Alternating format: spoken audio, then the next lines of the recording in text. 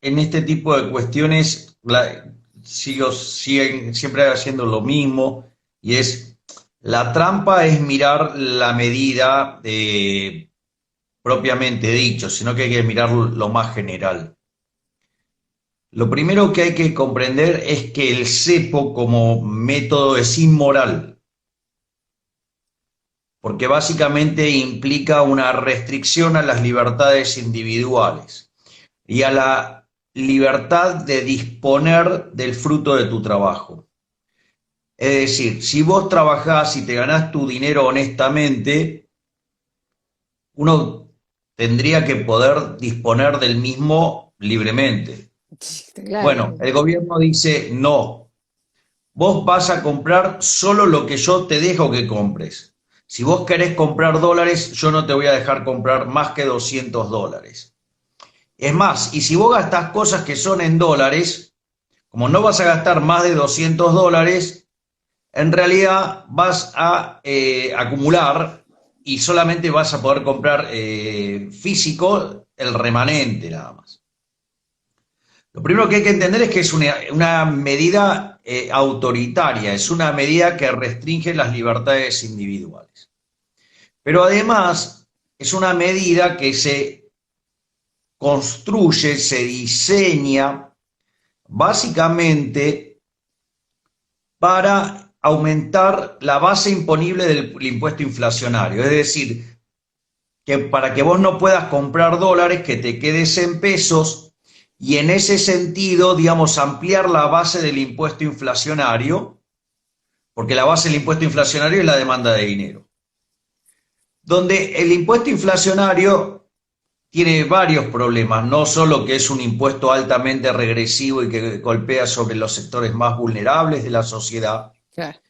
sino que además el impuesto inflacionario es un impuesto no legislado. Por lo tanto, es un impuesto también, o sea, te diría que es un delito, por decirlo de Exacto. alguna manera. ¿Por qué? Porque es un impuesto que te lo cobran de manera no legislada. Con lo cual Ujú. eso ya de por sí es muy grave. Ahora, una vez que uno entiende que la medida es inmoral, que la medida es un robo, ahora puede empezar a entrar en las cuestiones técnicas. ¿Qué es lo importante, digo, al entrar a la cuestión y tallar la cuestión técnica? Es que en el fondo es una devaluación. Porque, ¿qué es lo que hace, digamos, una devaluación, un salto en el tipo de cambio? Es que en realidad, cuando vos tenés un exceso de demanda de divisas, el precio del dólar sube. Bueno, ¿y para qué sube el precio del dólar? Sube para justamente bajar ese exceso de demanda. Bueno, esta medida, que es una forma de bajar la demanda a trompadas, o sea, bien de cavernícola, es como que ¿entendés? Vinieran los hermanos Macanas y salieran a pegarles garrotazos en la cabeza a la gente para que no compre dólares. Y yo sé que causa gracia, pero es así de Es así. cavernícola. Ujú. Lo que vos tenés es que es una forma de devaluar sin tocar el tipo de cambio, por decirlo de alguna manera. Es decir, para tenerlos. O sea, es en el fondo reconocer que el tipo de cambio oficial, Mm. determinado por el gobierno de científicos que decían que era recontra alto, claramente no lo es. No lo es. Una pregunta. ¿Esto Sí. significa, yo venía pensando sin saber, digo, ¿esto no significará que mañana el blue está mucho más alto de lo que estaba hoy? Bueno, lo que, digamos, hay que ver todavía cómo procesa, digamos, la información del mercado. Lo que pasa es que si evidentemente va a haber menos dólares, digo, el blue tendría que subir tarde o temprano. Ahora, Ujú. pero lo que quiero ir, digamos, después entramos en los efectos, digamos, de tal o cual mercado. De última, lo que vos tenés con estas restricciones, si vos querés, es que en el fondo lo que hace es como que vos tendrías, ponerle el tipo de cambio viajando en una tendencia. Cuando te ponen estas restricciones, lo que hacen es bajarte, hacer un escalón hacia abajo de la Ujú. tendencia, Ujú. pero si vos no modificás lo fundamental, que es lo que es el exceso de oferta de pesos, que es que es el peso el que está perdiendo valor y que todos los precios expresados en unidades monetarias están subiendo, Suben. claro, tarde o temprano va a subir, entonces vos podés conseguir algún efecto de corto plazo, pero digo, después sigue. Entonces, digo, señalo esto porque vos viste que hace unos días estaban los economistas oficialistas diciendo que el tipo de cambio era el correcto, como si alguien pudiera hacer ese cálculo, pero no solo eso, sino que decían que era el momento para estar en el peso y todas esas cosas.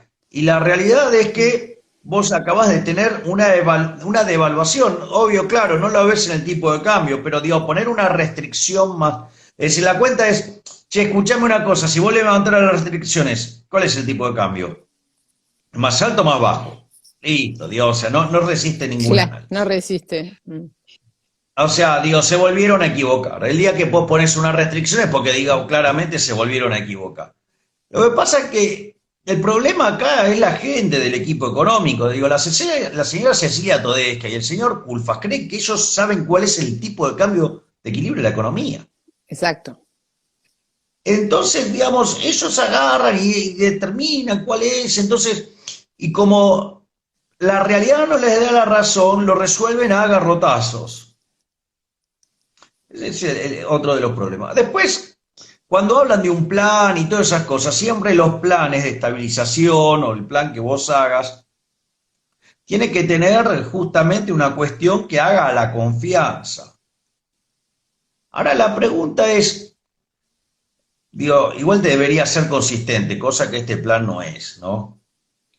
Pero, Dios, aun cuando en la cabeza de Guzmán hubiera un plan consistente, el problema es que no es creíble. Digo, hace 3 días dijo exactamente lo contrario, que no iban a poner más restricciones en el mercado de cambio. Así es. Y hoy te encontrás con que hay más restricciones en el mercado de cambios.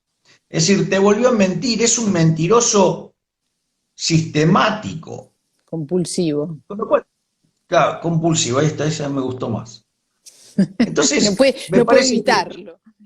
claro, entonces me parece que ahí tenemos un punto para nada menor en cuanto a lo que es el tema del tema cambiario. Ahora, la realidad es que Argentina va a seguir teniendo déficit fiscal. Argentina va a tener un déficit fiscal al tipo de cambio actual equivalente a 30.000 millones de dólares. Y el cuasi fiscal va a ser en torno a 10.000 millones de dólares. Entonces vos tenés, y eso lo van a financiar con emisión monetaria, es el equivalente a 40.000 millones de dólares.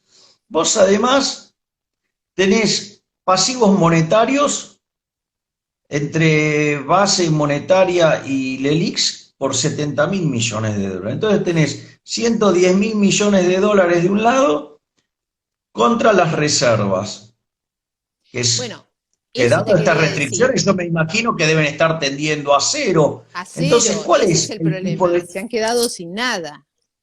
Claro, entonces cuando vos haces esa relación entre pasivos monetarios presentes y futuros contra las reservas, te da que el tipo de cambio se tiene que multiplicar por una cantidad enorme, con lo cual estamos a las puertas de la hiper. O sea, lo único que están haciendo es meter restricciones para evitar lo inevitable y que cuando esto explote, digo, va a tener muchísima más fuerza.